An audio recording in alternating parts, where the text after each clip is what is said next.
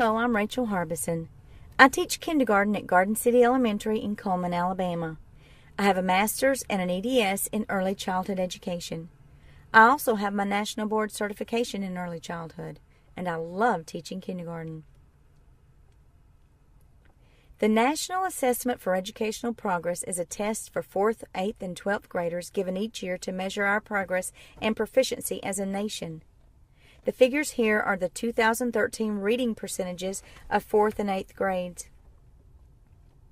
32% of 4th graders scored below basic in reading nationally, and 35% scored below basic in Alabama.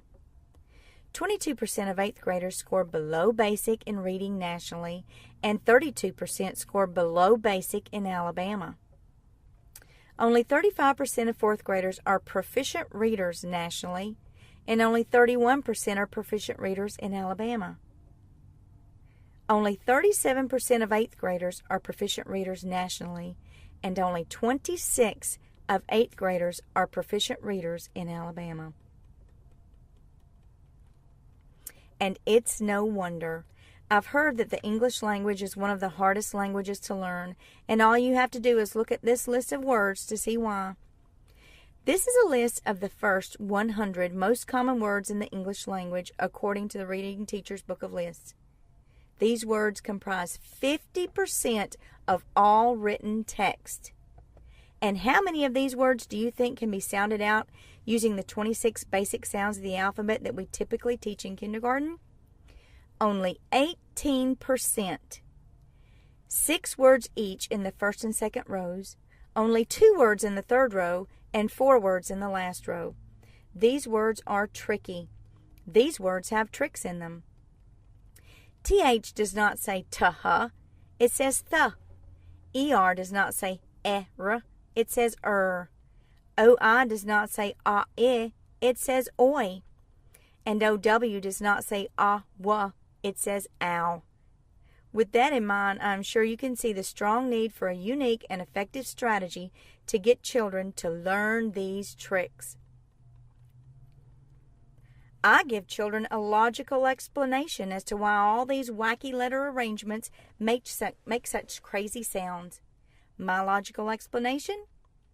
Long ago, right here in this very town, there was a word queen who wanted to be the only one in the kingdom to know how to read, so she went around putting tricks in words so that no one else would be able to. And then the kids go, oh.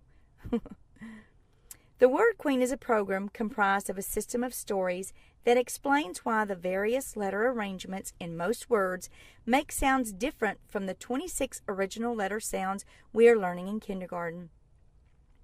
I have completed 15 fun and unique stories that explain 15 of these tricks, including digraphs, diphthongs, adjacent vowels, silent E, and more. But it is so much more than just a program of 15 stories. It is a hands-on, minds-on program that gives children a concrete, real-life purpose for learning, engaging them in every way possible, writing, reading, kinesthetically, emotionally. As one teacher put it, the kids are so excited they don't even realize they're learning. And if your goal is to send your students out ahead of the game and full of confidence, then the Word Queen is right for you.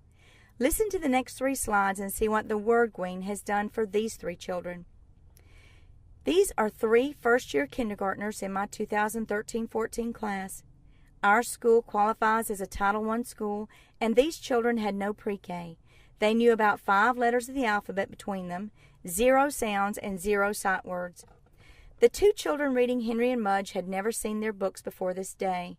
I gave them the books, asked them to practice it, and afterwards I listened to them read, and then we took the videos. The 3rd child is reading her take-home book. Eyes, and his warm nose, and his big paws. Annie wished she had a dog, but her father was at work every day. No one would be home to take care of a dog. Henry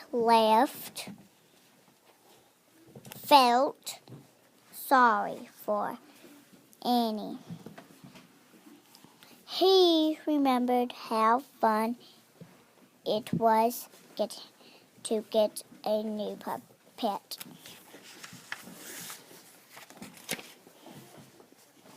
Mudge had been the cutest puppy. He was all round and rolly and very small. Henry could pick him. I want a bullet, he told his parents. Sorry, they said. Henry's had no friends on his street. I want to live on a different street, he told his parents. Sorry, they said. Henry had no pets at home. I want to have a dog, he told his parents. Sorry, they almost said. But first they looked at their house with no brothers or sisters and sisters. Then they looked at their street with no children. Then they looked at Henry's face. Let me just change the page real quick. Then they looked at each other. Okay, they said, I want to hug you, Harry told his parents. And So Josh, he always does that. Josh said he knows he's my dog. I'm going to get a dog, Max said. My new dad will get me one. My dog will be better than Lucky. Sally looked up from her book. No, Max, she called down. Dogs make Emma sneeze. They won't get you one. That's not true, Max shouted. I will so get a dog. He ran home. Dad was starting to cook. Time to eat, Max, he said. Max sat across from Emma. I want a dog, Excluding one very young child recommended for retention and one child with special needs, each child in my classroom who experienced the Word Queen exited kindergarten reading successfully. Half the class was in the first grade range and the other half was in the second grade range up to 2.6, that is second grade, 6th month. I'm convinced that when you introduce the Word Queen to your children, then your kids could read as good or better than mine. Finally, I would like for you to pause this slide and list 5 of the most magnificent things you can think of about this house. I totally agree with you. The beauty of the rockwork is gorgeous. The landscape is pristine. The splendor of all the gables and steep roof slope is magnificent. And the red water cooler on the steps is so thirst-quenching. No, really, no one ever sits around and oohs and ahs over the foundation, but in reality, the foundation is the most magnificent thing about this house. For as you know, without a solid, firm, well-built foundation, this house would crumble in just a few short years. You are the foundation builders. You want your students to stand tall and be as strong and magnificent as this house is. You, my dear friends and fellow teachers, have the most important job in the entire world, and I, with all my heart, believe that, because teachers truly do make all other professions possible. Thank you for your dedication to your profession.